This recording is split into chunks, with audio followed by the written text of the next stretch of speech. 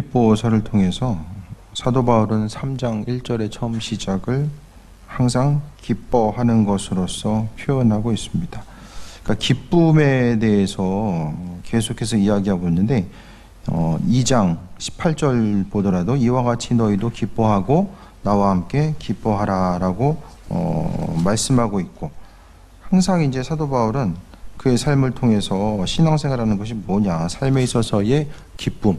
그러니까 바울 사도도 믿음 생활하면서 힘들고 어렵다고 해서 그 고통의 순간 계속해서 어려움만을 토로했던 것이 아니라 마음속에 기쁨에 대해서 강조하고 있습니다. 그러니까 마음에 기쁨이 있어야지 신앙생활이 건강한 증거가 되는 거죠.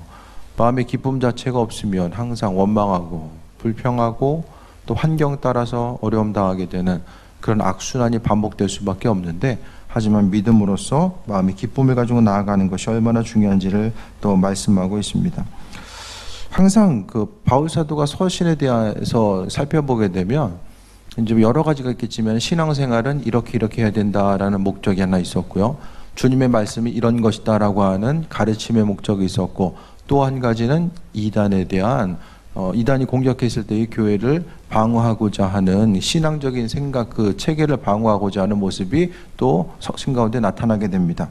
그래서 오늘 본문 가운데 보게 되면은 3장 2절에 개들을 삼가고 행악하는 자들을 삼가고 몸을 상해하는 일을 삼가라. 그 이단의 무리들 자체를 계속해서 이야기하면서 어떤 자신들이, 그러니까 성경에 나와 있는 이단은 지금으로 이야기하는 것처럼 뭐 신천지 사이비를 이야기하는 것이 아니라 어떤 그 신흥 종교라기보다는 유대교에 있어서의 바탕을 가지고 있는 것. 그래서 언젠가 말씀드렸던 것처럼 예수 그리스도의 말씀을 믿어서만은 구원받을 수 없고, 거기다가 이제 율법도 지켜야 되고 육신의 행위 자체를 강조하면서 이야기했던 사람들, 그러니까 유대적인 배경 가운데서 더욱더 율법의 내용을 강조했던 사람들이 아마 이단으로서 이야기합니다. 이단은 다른 것이 아니라 그리스도 예수의 말씀, 그분의 은혜만으로는 불가능하다라고 여겼었던 그런 사람들. 그래서 그러니까 그들은 내가 이제 뭘 했었고 이제 사도 바울이 4절부터 자랑하는 내용들, 자신에 대해서 이야기하는 것은 그 거짓 사도들이 스스로를 포장하고 자랑했었던 내용들을 이야기하는 것이고, 그들은 자신을 꾸미면서 우리는 예루살렘에서 온 이런 사람들이야, 그렇게 이제 이야기했을 가능성이 크다라는 거죠. 그래서 사도 바울은 오늘 본문 3장 3절을 통해서 그 이단의 무리를 바라볼 것이 아니라 해야 될 것이 뭐냐, 3절을 통해 보면 하나님의 성령으로 봉사하는 삶, 그러니까 성령으로 봉사하라고 말씀하고 있습니다. 다른 어떤 것이 아니라 성령으로 봉사하는 삶.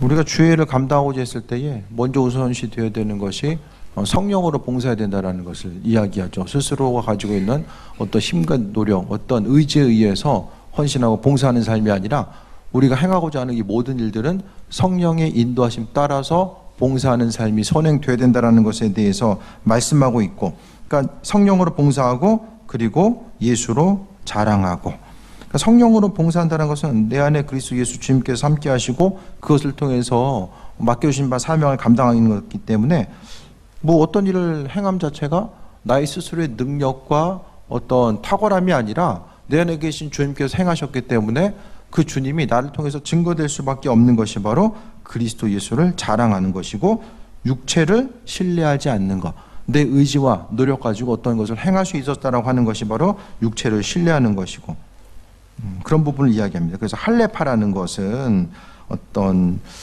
처음에 이제 할례파라는 것은 할례를 통해서 어떤 스스로에 있어서의 구원의 정당성을 이야기하는 또 수많은 사람들, 정말 할례가 뭐냐, 그것은 육신적인 할례보다는 그리스도 예수를 통해서 그분의 도우심과 인도하심을 통해서 성령으로 봉사하고 예수 그리스도를 자랑하고 나 자신의 육체의 가능성, 내가 유대인이고 바리새인이고 이런 것을 자랑하지 않는 사람이 바로 온전한 할례자다라고 하는 것.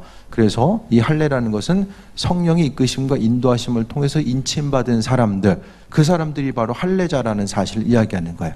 하지만은 그 빌립보 교회, 성경에서 이제 그 이단에 대해서 이야기하는 것은 빌립보 교회가 이단 때문에 어려움을 경험했다라는 사실을 반증하는 거예요. 뭐 이단에 어려움도 없는데 괜히 서신의 많은 부분을 이단을 통해서 이단에 그 포커스를 두겠습니까? 아니죠. 이단 때문에 어려움을 겪고 있었기 때문에 빌립보 교인들을 향해서 또 이야기하는 것이고, 우리가 교회 가운데 행해야 될 것은 성령으로 봉사하고 예수를 자랑하고 나 자신의 가능성, 내가 이것을 할 수 있기 때문에 한다라고 하는 어떤 육신의 가능성 자체를 배제하고 나아가는 것 자체를 오늘 성경을 통해서 또 이야기하고 있습니다. 그러면서 이제 4절부터 바울이 이야기해요. 그럼 정말로 할례파가 뭐냐? 그러니까 육신에 대해서 자랑하는 이들이 이제 이야기하는데, 사도 바울이 봤을 때는 그들이 자신을 포장한 것이고 무자격자임에도 불구하고 자격자인 것처럼 이야기하는 것에 대해서 사도 바울은 자신에 대해서 예를 들어서 이야기합니다. 4절에 그러나 나도 육체를 신뢰할 만하며 만일 누구든지 다른 이가 육체를 신뢰할 것이 있는 줄 생각하면 나는 더욱 그리하리라 라고 합니다.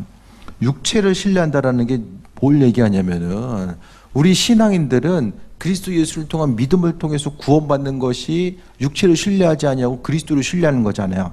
근데 육체를 신뢰한다는 것은 할례 받은 거, 첫 번째 할례 받은 거예요. 그리고 말씀의 성경의 그 율법의 조항들을 지키는 것. 그렇기 때문에 육체를 신뢰하는 것은 뭐가 되냐면은 스스로 어떤 율법의 내용을 지켰기 때문에 구원받게 되는 거예요. 하나님 말씀에 대한 그 순종과 그분에 대한 믿음보다는 육신적인 생각들, 그 말씀으로 주어진 것들에 집중하다 보니까 보여지는 것. 유대인들은 할례를 받았느냐 안 받았느냐가 아주 신앙에 있어서 구원받으면 하나님의 백성으로서의 그 최고의 조건 중에 하나거든요. 그래서 성경에 보면은 이 할례 문제가 이방인들에게 할례 받는 것 자체가 아주 중요한 문제로서 대두됩니다. 그래서 이제 예루살렘 사도회를 통해서 할례 안 받아도 그냥 구원받은 걸로 믿음을 통해서 구원받는 것을 이제 인정을 하잖아요. 근데 초창기에는 이게 상당히 문제가 됩니다. 이 할례 자체가 그 당시 의학 기술이 발달되지 않을 때는 상당히 많은 이제 치사율, 생명의 위협을 느낄 만한 그런 어려움이었었기 때문에 신앙을 받아들이는 건 좋은데 이 신앙 때문에 이게 지금 죽을 수도 있는데 사람들이 이게 머뭇거릴 수 있잖아요. 그러니까 만약에 이 할례 문제가 예루살렘 사도회의를 통해서 이게 해결이 안 됐으면 정말로 복음이 전파된 데 있어서 많은 어려움을 경험할 수 있었다라는 거예요. 그러면서 사도 바울이 내가 누군지 아냐? 그거 5절부터 이야기하는 거. 나 원래 이런 사람이야. 네, 까불지 마. 쉽게 이야기하는 거예요. 빌립보에서 뭐 누가 와가지고 나 어디서 공부했어, 나 이런 출신이야. 그러면서 야, 사도 바울 잘 모르지? 사도 바울에 대해서 오해하고 공격하는 무리들, 그러니까 바울 사도가 자신에 대해서 공격하는 무리들이 있다라는 것을 들었을 때에 참 우스운 거예요. 인간적으로 생각하면. 그러면서 내가 누군지 알아? 빌립보 교인들에게 난 이런 사람이다라고 이야기합니다. 나는 8일 만에 할례를 받았다. 8일 만에 할례 받을 조건은 뭐죠? 유아 세례. 어떻게 받아요? 유아 세례 아무나 다 받습니까? 어렸을 때 부모님이 교회 안 다녔는데 유아 세례 받을 수 있어요?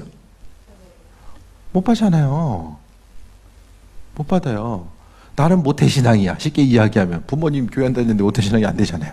사도 바울이 지금 이야기하는 게 나 모태신앙이야. 좀 이걸 이야기하는 거예요. 그래서 8일 만에 할례를 받았다는 것은 이스라엘 민족들에게, 우리가 생각한 유대인들 다 8일 만에 할례 받았겠지? 아니에요. 10%가 안 됐어요, 이 당시에.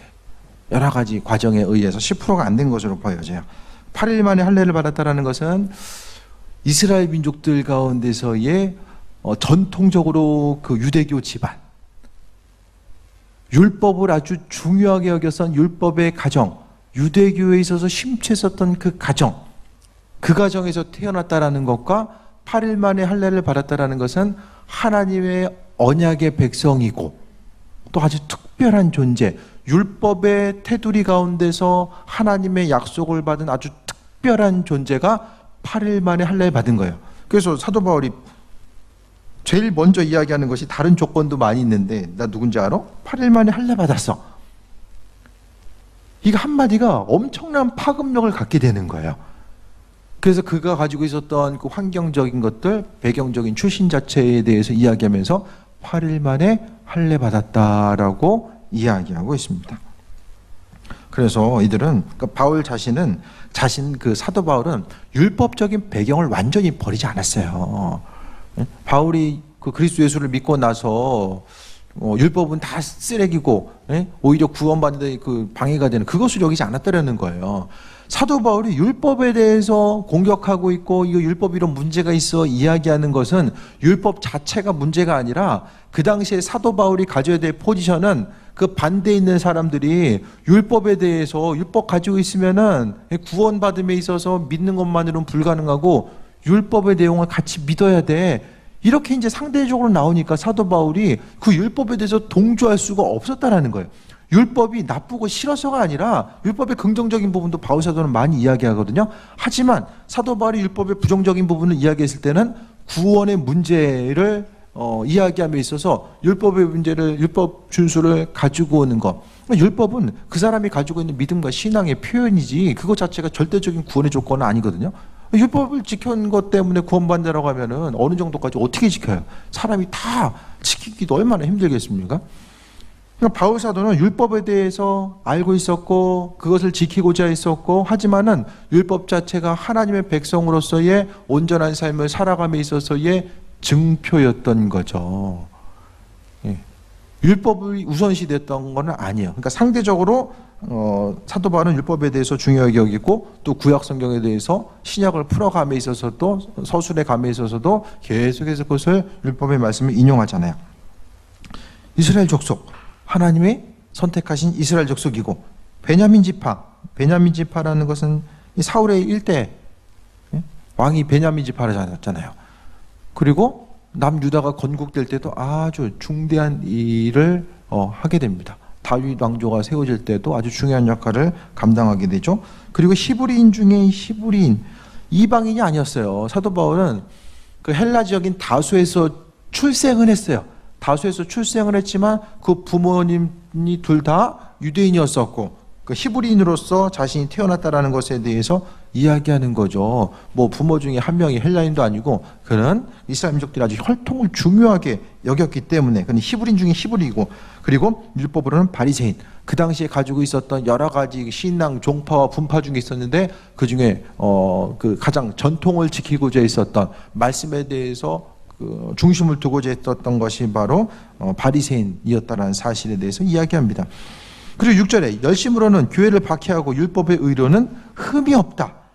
열심을 다해서 교회를 박해한 자, 자신이 지난날 얼마나 이제 교회를 박해했었는가. 그러니까 유대교의 입장에서 지금 이야기하는 거죠. 그리고 율법의 의로는 흠이 없는 자. 우리는 생각하기에 이거 율법 어떻게 다 지켜야 하는데 이들은 지켰다라는 거예요. 우리는 할 수 있는 거 없는 거 나눴지만 이들은 다 지킨 거예요. 지금도 다 지키려고 하고 살아가고 있고. 그래서 유대인, 전통 유대인들 마을에 가면은 그냥 핸드폰, 그냥 투지폰 같은 거 있잖아요. 그런 거 쓰고, 뭐 인터넷, TV 없어요. 마을에다가 이렇게 공고 붙여요. 종이에 딱 써가지고 붙여놔요. 마을 소식 해가지고. 지금도 전통 지키기 위해서 이제 그렇게 살아가는 거죠. 근데 7절에 보니까 내가 옛날에 이랬었는데 지금은 무엇이든지 내가 유익하던 것을 다 내게 그리스도를 위하여 다 해로 여길 뿐더러라고 합니다. 근데 지금 육체에 대해서 나는 이런 사람인데 지금 이게 중요한 게 아니야. 믿음의 본질 자체가 무엇인지에 대해서 오늘 바울 사도는 이야기하고 있습니다. 이전에 내게 유익했던 것을 그냥 버렸다라고 이야기하는 게 아니라 이것을 해로 여겼다라고 하거든요. 그냥 버렸다. 내가 이런 거 있었는데 이제 다 버렸어. 근데 그것이 아니라 이것을 다 해로운 것으로 여겼다라고 말씀하고 있습니다. 그러면서 8절에 또한 이 모든 것을 해로 여김은 내 주 그리스도 예수를 아는 것이 가장 고상하기 때문이다라고 이야기합니다. 그래서 내가 그를 위하여 모든 것을 잃어버리고 배설물로 여김은 그리스도를 얻고 자신이 가지고 있었던 여러 가지 것들을 버릴 뿐만 아니라 해로운 것으로 여겼어요. 왜? 왜냐하면 그리스도를 얻기 위해서.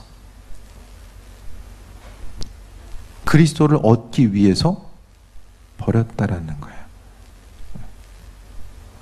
환난과 어려움의 시간, 그 가운데서도 그는 항상 머릿속에 그걸 가지고 있었던 것 같아요.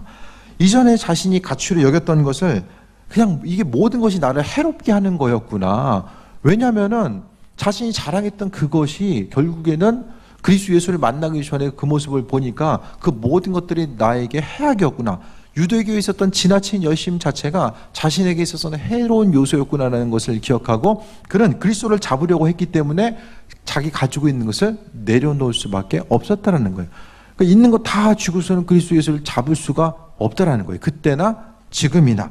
그래서 그러니까 전에도 말씀드리지만은 사람이 새로운 것을 취하기 위해서는 이전 것을 버릴 수 있기 위해서는 그 새로운 가치, 그리스도 예수 그분에 대한 온전한 가치가 새로워지지 않으면은 이전 것에 대해서 가지고 있는 것을 버릴 수가 없다라는 거예요. 항상 신앙생활은 가치의 싸움이죠. 어떤 것이 내 인생에 있어서 가장 소중한 가치인가, 그것에 대해서 돌아보고 나아가는 이런 가치의 문제가 계속해서 대두되게 됩니다. 그래서 해로 여기는 것, 이 사도 바울이 해로 여기는 것을 우리가 다시 그걸 취하려고 하진 않은가, 그것에 대해서 좀 돌아봐야 돼요.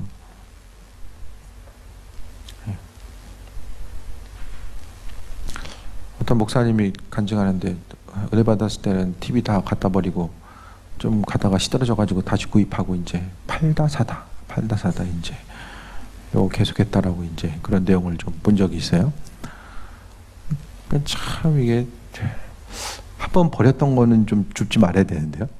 바울 사도는 버리고 나서 좀 주술로 가랬는데 참 이렇게 신앙생활 한다라는 게 버리고 나서 좀 있으면 다시 주워오고 버렸던 거 아깝고, 이제 이런 게 좀 참 믿음 생활함에 있어서 좀 딜레마가 아닌가라는 생각도 좀 해보게 됩니다. 바울 사도는 버렸어요. 버렸기 때문에 얻을 수 있었던 거예요.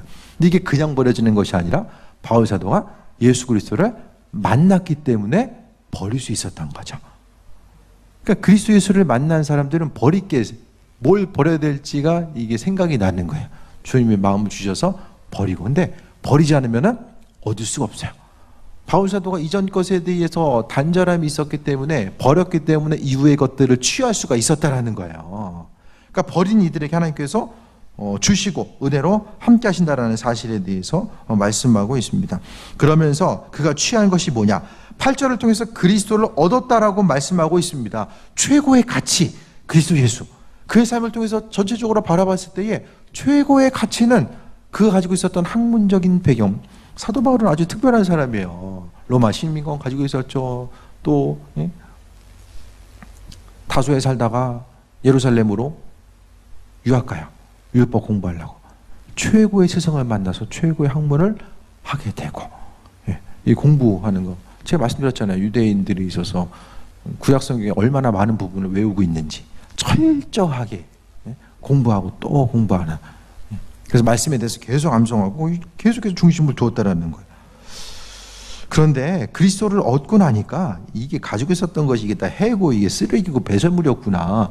그리스도 예수 그분을 취했기 때문에 이전 것이 보인 거예요. 그 전까지는 안 보여요. 남들은 주님은 이거 쓰레기다라는데 이거 쓰레기가 아닌 것 같은데요. 이게 잘 안 보이는 거예요. 그리스도를 만난 사람들의 특징 자체가 이 소중한 가치가 무엇인지에 대해서 깊이 깨달아 알고 이 나아가는 과정들이 있다라는 거죠. 9절 봅니다.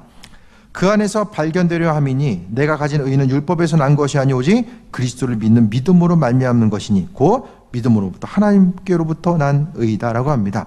내가 지금 의로웠던 것은 이전에는 말씀을 지키고 받아들이고 예수 믿는 사람 잡아 죽였던 것이 바로 의로운 삶인 줄 알았었는데, 구약에서 보게 되면은 우상 숭배하면 다 돌 맞아 죽잖아요.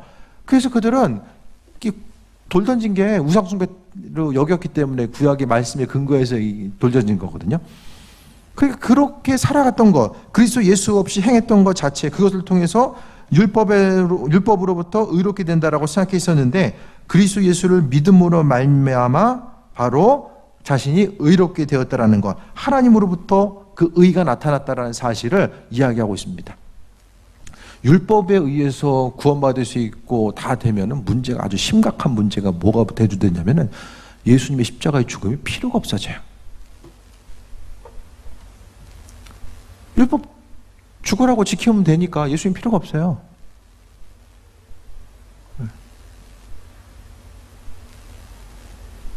그러니까 이게 너무 중요한 거예요. 의로운 사람, 하나님의 백성, 영혼 구원을 받은 사람, 어떤 사람이냐? 그 당시에 수많은 사람들. 그러니까 이제 그 복음의 뿌리 자체가 유대교로부터 오잖아요. 예수님도 유대교의 배경 가운데 계셨잖아요. 그러니까 유대교 자체가 이제 그 기독교 신앙이 뭐 이렇게 엄청난 역사를 가지고 있었던 것이 아니라 이제 그 움직이고 또 성장해 나가는 과정들 가운데서 그 뿌리였었던 유대교 신앙, 그들이 엄청나게 많은 영향력을 끼칠 수밖에 없는 구조였다라는 거예요.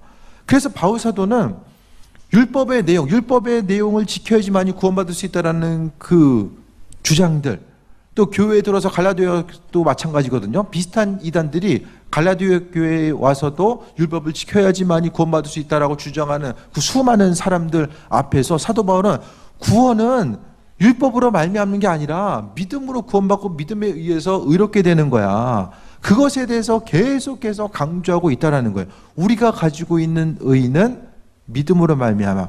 근데 반대적인 경우가 생기죠. 야고보서를 통해서 보게 되면 사람들이 믿음으로 구원받는다니까 너무 쉽게 여기는 거예요. 구원을 쉽게 여겨. 그러니까 행위가 중요하다. 행위는 믿음을 증명하기 위한 행위가 된 거죠. 그래서 바울 사도는 그 부분 가장 의인이 누구냐, 이게 지금 핵심적인 거는 누가 의인이냐, 어떤 사람이 의인이냐라는 것을 이야기하는 거예요. 의인이라는 것은 하나님의 백성. 누가 하나님의 백성이냐? 바로 그 믿음, 그리스도를 믿음으로 말미암는 것. 그 사람, 믿는 사람이 바로 하나님으로부터 말미암은 의인이다라는 사실에 대해서 오늘 본문 가운데 강조하고 있습니다. 그래서 우리의 심령 자체는 우리는 다른 것이 아니라 그리스도 예수, 그분을 통해서 믿음으로 말미암은 우리가 의인이 될 수밖에 없다라는 거예요. 우리 스스로의 노력과 의지, 성경 말씀을 지키고 또 점검하고 적용하고 나아가는 이 모든 것도 우리의 의지가 아니라 내 안에서 주님께서 그 일들을, 그분을 의지하고 그분을 향한 온전한 믿음을 가지고 있는 이들을 통해서 하나님께서는 그 모든 일들을 이루신다라는 것에 대해서 말씀하고 있습니다. 그래서 의인으로서 사도 바울이 행하고자 했던 것들, 10절 같이 읽겠습니다. 시작. 내가 그리스도와 그 부활의 권능과 그 고난의 참여함을 알고자 하여 그의 죽으심을 본받아, 11절, 어떻게 해서든지 죽은 자 가운데서 부활에 이르려 하노니. 사도 바울은 믿음으로써 그의 삶의 정거가 나타난 반응들이 있게 됩니다. 그것을 통해 보게 되면 그리스도의 부활의 권능과 고난의 참여함을 알고자 했다라고 이야기합니다. 부활의 권능과 고난은 같이 움직이거든요. 십자가의 고난이 있었기 때문에 부활이 오잖아요. 그러니까 그리스도로 말미암은 사람들의 특징은 주님의 고난까지라도 더욱더 동참하고자 하고 그분과 함께하고자 하는 삶, 그 고난의 동참함을 통해서 바로 그의 죽으심을 본받을 수 있고 인도하심 따라 나아갈 수 있어요. 이와 비슷한 얘기, 이 9절 10절을 이해할 수 있는 거 조금 어려울 수 있겠지만 이 구절을 이해할 수 있는 그 상관 구절이 로마서 6장 5절 6절을 봅니다. 같이 볼게요. 로마서 6장 5절 6절.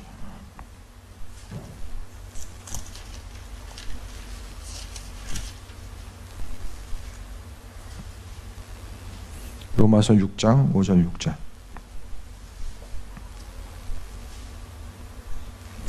우리 한 목소리 읽겠습니다. 시작. 만일 우리가 그의 죽으심과 같은 모양으로 연합한 자가 되었으면 또한 그의 부활과 같은 모양으로 연합한 자도 되리라. 우리가 알거니와 우리의 옛사람이 예수와 함께 십자가에 못 박힌 것은 죄의 몸이 죽어 다시는 우리가 죄에게 종노릇하지 아니하려 함이니. 십자가에 같이 죽었으면 같이 부활한다라는 사실을 이야기하면서 바로 6절을 통해서 옛사람이 십자가에 죽는다라는 것이 뭐냐? 옛사람이 바로 예수와 함께 십자가에 못 박힌 것은 죄의 몸이 죽는 거죠. 죄랑 연결되는 거죠. 그리스도 예수께서 십자가에 달리시면 뭐 때문에? 우리 죄 때문에. 그럼 그리스도와 함께 십자가에 못 박히고 부활의 영광에 이른다라는 것을 생각했을 때에 우리가 해야 되는 것은 십자가의 고난 자체는 무엇입니까? 그리스도 예수, 그분을 닮아가서 나가서 복음 전하고 그분을 나타내는 것도 있겠지만 가장 먼저 선행되어야 될 것이 죄와 싸워 이기는 거죠. 그래서 바울 사도는 자신이 10절을 그래서 다시 한번 볼게요. 3장 10절, 내가 그리스도와 부활의 권능과 그 고난에 참여함을 알고자 하여 그의 죽으심을 본받아 어떻게 해서든지 죽은 자 가운데서 부활에 이르려 하노니, 이것은 죄의 문제, 스스로 가지고 있는 죄의 문제와 싸워 이겨나가는 것. 그리스도를 믿는 믿음으로 사는 사람들의 가장 중요한 부분은 정말 그리스도 예수께서 죄 때문에 십자가에 달리셨던 것처럼, 그것을 통해서 부활의 영광이 이르렀던 것처럼 우리의 죄를 십자가에 못 박는다라는 이 마음의 중심을 가지고 죄와 싸워 이겨나가는 이런 과정들 자체가 바로 오늘 사도 바울이 이야기하는 그리스도와 그의 부활의 권능에 참여하고자 해서 고난, 이 고난의 문제를 이야기하는 이 고난은 죄와 싸워 나가는 것 가운데서의 그 고난을 이야기합니다. 죄 안 짓고 살려면 어떻습니까? 힘들죠. 죄 안 짓고 살려면 힘들어요. 왜냐? 죄가 주는 편리함과 그 유혹이 있기 때문에. 죄만 지면 날마다 괴로워. 사람들이 죄 짓겠어요? 죄 짓고 좀 편한 부분이 있으니까, 유익이 되는 부분이 있으니까 죄 짓고 살 거 아니에요. 그런 부분들을 생각했을 때에 믿음으로써 그리스도 예수를 위해서 살아가는 것. 주님이 구원자 되심에 대해서 믿음으로 살아가는 삶의 모습 가운데 가장 먼저 요구되는 부분은 스스로 죄와 싸워 나가는 것이고, 그 이후의 삶을 통해서 주님의 영광을 나타내는 거죠. 그러면서 12절 봅니다. 내가 이미 얻었다함도 아니요 온전히 이루었다함도 아니라 오직 내가 그리스도 예수께 잡힌 바 된 그것을 잡으려고 달려가노라. 형제들아, 나는 아직 내가 잡은 줄로 여기지 아니하고 오직 한 일 즉 뒤에 있는 것을 잊어버리고 앞에 있는 것을 잡으려고. 사도 바울이 잊어버리고자 했었던 뒤의 것은 뭘까요? 바울 사도가 말하는 잊어버리고자 했던 거, 두 가지겠죠. 잘한 거 못한 거. 근데 전체적인 본문의 뉘앙스를 봤을 때에 믿는 사람들이 박해했던 거, 모르고 박해했던 거, 이제는 그런 뒤의 것에 대해서 자책감이나 죄책감으로 살진 않았던 것 같아요. 오히려 구원해 주신 구원에 대한 감사, 그리스도 예수께서 자신의 죄를 해결하셨다라고 하는 그 믿음의 고백 가운데 그의 인생을 살아간 것으로 보여지게 됩니다. 그래서 어떤 것들, 또 주께서 맡겨주신 사명을 감당하는 것도 마찬가지고요. 이미 다 잊어버린 것, 힘들고 어렸던 과정, 죄의 과정도 잊어버리고자 했었고, 또 주를 위해서 헌신하고자 했던 것들에 대해서도 기억하면서 스스로를 내세우거나 자랑하고자 했었던 것도 다 잊어버리고자 했던 것을 봅니다. 그러면서 14절에 표대를 향하여 그리스도 예수 안에서 하나님 위해서 부르신 부름의 상을 위하여 달려가노라. 하나님께서 맡겨주신 내게 베풀으신 그 상을 위해서 바울 사도는 달려간 거예요. 그에게 있어서 어제의 삶이 별로 중요하지 않았던 것 같아요. 그래서 제가 항상 말씀드리는 게, 오늘 하루 주신 은혜를 가지고 살아가는 거, 뒷날을 기억하지 마세요. 성경은 이전 것에 대해서 기억하라고 이야기하지 않고, 그날 하루를 통해서 주님 주신 것들, 그분께서 은혜로 허락하신 것들, 그날 하루 주신 것들에 대해서 은혜를 누리고 살아가는 이런 과정들이 날마다 선행돼야 된다는 것에 대해서 이야기합니다. 부름의 상, 하나님께서 허락하신 부름의 상을 위해서 달려간다라고 이야기하고 있는데, 받을 상이 좀 있으십니까? 천국 가면 하나님 내게 이런 상 주실 거야. 좀 기대하는 바가 있습니까? 바울 사도는 힘들 때마다 그걸 좀 기대했던 것 같아요. 하나님께서 허락하신 의의 면류관을 계속해서 기대했습니다. 현실의 삶 가운데 사역을 감당함에 있어서 주님께서 구원해 주시고 함께 하신 것에 대해서 감사하는 마음도 있었지만, 하나님 나라에서 그분께서 허락하신, 그분의 약속을 통해서 허락하신 은혜의 상급, 부름의 상이라는 것은 주님 맡겨주신 사명을 감당했기 때문에 하나님께서 주시는 상급을 이야기하겠죠. 이걸 감당하기 위해서 스스로의 죄성과 싸워 나가고자 했던 것. 자신이 얼마나 자랑할 것이 많잖아요. 이렇게 자랑할 것이 많은데 그걸 자랑하지 아니하고 오히려 그리스도 예수를 바라보는 것. 표대, 그리스도 예수. 그러니까 천국 자체가 바로 우리가 영원한 본향, 천국이 우리의 표대잖아요. 천국은 사명 감당하고 분, 사명 감당하며 살아가는 이들에게 있어서는 하나님께서 상급을 허락하신 그 은혜의 순간이죠. 세상 살다가 물론 하나님께서 허락하신 만큼 누리는 것도 중요하지만 이 세상에서 다 모든 것을 다 누리면 주님 앞에 가서 누릴 게 없을 수도 있다는 것을 좀 기억했으면 좋겠습니다. 맡은 바 하나님께서 우리에게 베풀어 주신 사명 감당함도 결국 주님 주신 사명을 감당하는 것도 그분께서 허락하신 은혜, 상급과 또 연결이 되잖아요. 그 모든 것들을 바라볼 때마다 우리는 하나님께서 허락하신 부르심의 상급을 위해서 살아가는 것. 그러니까 신앙인들의 삶은 오늘 3장 1절을 통해서 끝으로 나의 형제들아 주 안에서 기뻐하라 라고 합니다. 예수님 안에서 기뻐하라고 말씀하고 있고, 그리고 또 하나님께서 예수님 때문에 우리를 의롭게 여겨주셨고, 또 예수님 때문에 우리가 사명 감당할 수 있고, 또 예수님 때문에 천국 가고, 또 예수님 때문에 상급도 있고, 예수님 때문에 모든 게 여기 이제 그래서 교회의 머리 되신 분이 예수님이라고 이야기하잖아요. 그러니까 그분 때문에 교회의 크고 작은 모든 일들, 우리의 삶에 있어서의 모든 일들이 그분 때문에 이루어질 수밖에 없고, 또 그분 때문이 아닌 것들은 다 배설물이죠. 다 쓰레기인 거예요. 그분 때문에, 그분과 연결성을 갖지 않는 모든 것들은 언젠가는 다 썩어 없어질 것이기 때문입니다. 15절에 그러므로 누구든지 우리 온전히 이룬 자는 이렇게 생각할지니 만일 어떤 일에 너희가 달리 생각하면 하나님이 이것도 너희에게 나타내시리라. 오직 우리가 어디까지 이뤘든지 그대로 행할 것이라고 합니다. 우리의 마음과 생각, 그러니까 말씀대로 살아감이 얼마나 중요한가. 하나님께서 허락하신 은혜의 상급을 바라보면서 주변 환경 가운데 풍파 가운데 흔들리지 아니하고 믿음으로 살아가는 것, 그대로 행한다라는 것은 말씀을 받은 대로 그리스도 예수를 바라보면서 받은 은혜대로 믿음으로 순종하고 반응함을 통해서 살아가는 것이 얼마나 중요한지에 대해서 말씀하고 있습니다. 그래서 사도 바울이 가지고 있었던 신앙의 목표, 그는 오로지 바로 하나님께서 허락하신 은혜의 상급을 바라보면서 달려가고 있었어요. 분명한 목표, 하나님 허락하신 상급이라고 하는 분명한 목표가 있었기 때문에 이 모든 것이 가능했고, 결국 생각해 보세요. 바울 사도가 그냥 결국 바울에게 있어서 그 안에 있는 것은 오직 그리스도 예수, 그분밖에 없는 거야.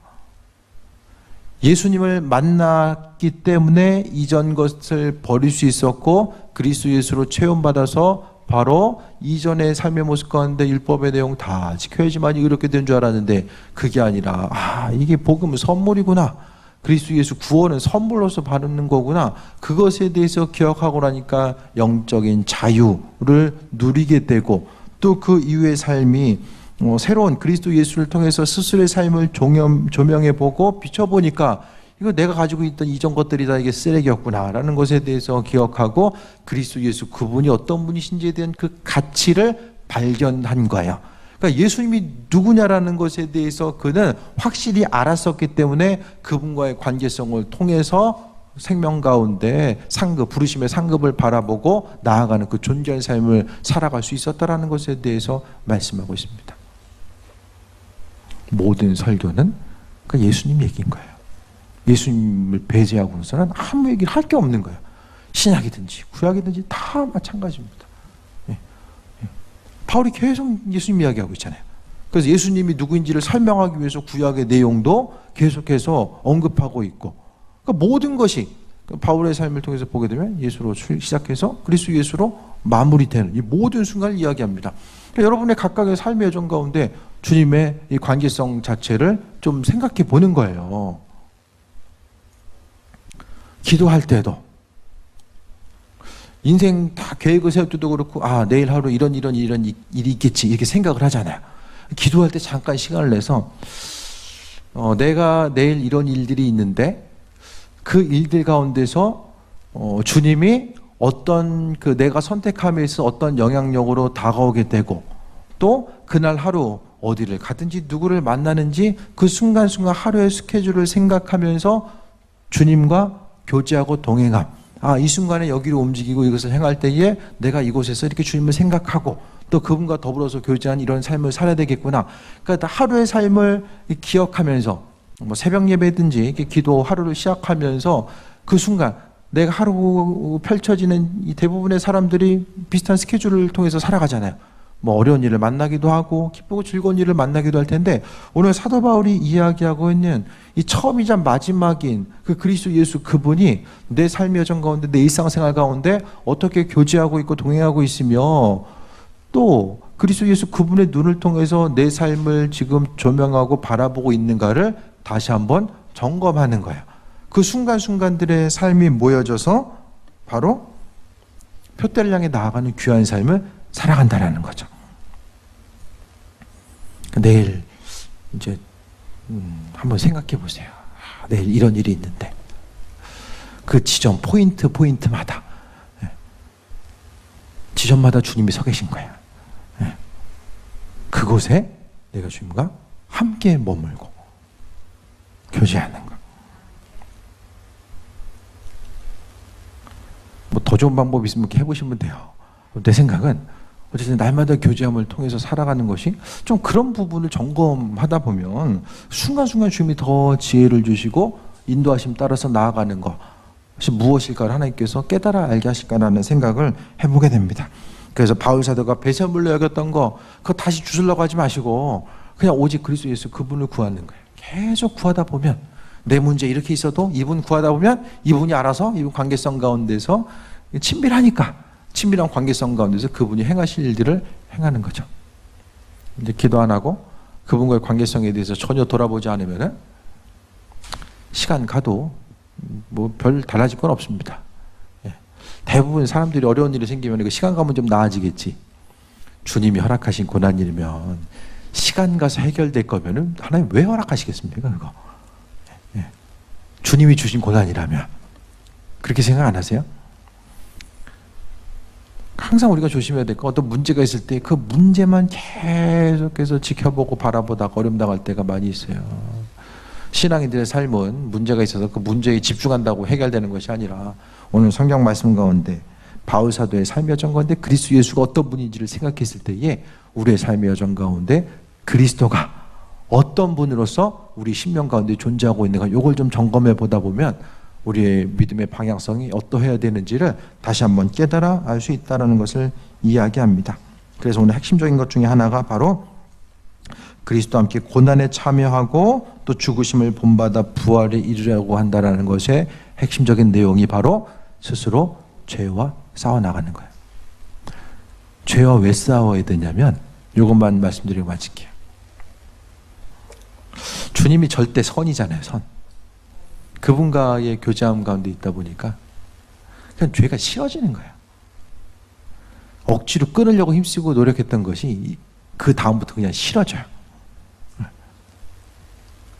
주님이 싫어하니까 나도 싫은 거예요. 그분과의 관계성 가운데 있으니까. 그것이 바로 자연스러운 신앙의 모습이고 성화이고 인도하심의 증거입니다. 깨어서 기도하고 하나님의 이끄심과 인도하심 바라보고자 하는 이들에게 그분께서는 은혜로 역사하시고 인도하시고 함께 하신다는 사실에 대해서 다시 한번 기억하시고, 그리스도 예수 그분이 아니면 우리의 인생은 단 한 발짝도 앞으로 나아갈 수가 없다라는 거예요. 그러니까 그분을 통해서 어떤 것을 행하는 거기 목적두기보다는 그냥 주님이 어떤 분인지에 대해서 조금 더 모르면 질문하는 거죠. 주님 어떤 분이세요? 내 인생 가운데 지금 뭐하고 계세요? 나 어떻게 교제하기 원하십니까? 계속해서 묻고자 하면 그분께서 깨달아 알게 하시고, 묻고자 하는 이들에게 하나님께서 은혜 더해 줍니다. 우리가 좀 생각하는 것보다 하나님 간구하는 기도를 좋아하실 것 같은데 간구하는 것보다 좀 묻는 기도를 더 좋아하시는 것 같아요. 묻고자 하는 것이 믿음 없으면 못 묻거든요. 계속해서 물어보는데 하나님 그냥 가만히 계시겠습니까? 어떻게 해서든지 하나님의 방법들을 알려주시지 않을까요? 기도합니다. 주님 감사합니다. 삶의 순간순간 더 지혜 허락하시고 하나님의 이끄심의 자리가 무엇인지를 깨달게 하셔서 날마다 승리하는 존귀한 삶으로 나아갈 수 있도록 은혜 베풀어 주옵소서. 모든 것이 다 주님의 은혜임을 기억하게 하시고 그리스도 예수 우리가 세상을 살아감이 오직 주님 때문에 살고 또 주님 때문에 죽을 수밖에 없음을 기억하며 믿음으로 승리하는 삶으로 나아갈 수 있도록 주관하시고 우리의 삶을 지금까지 인도하셨던 것처럼 앞으로의 삶의 여정 가운데서 지어나가시고 동행하여 주옵소서. 예수님의 이름으로 기도드립니다. 아멘.